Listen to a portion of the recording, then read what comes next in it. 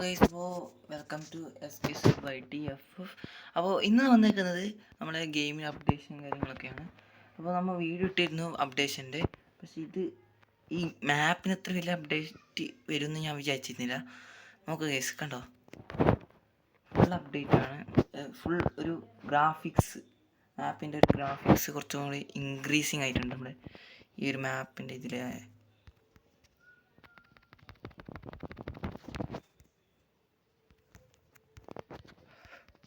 നോക്കുക, എത്രയും തീർന്നോ നമ്മൾ പ്ലേയേഴ്സ് ഉണ്ട് നോക്കാം.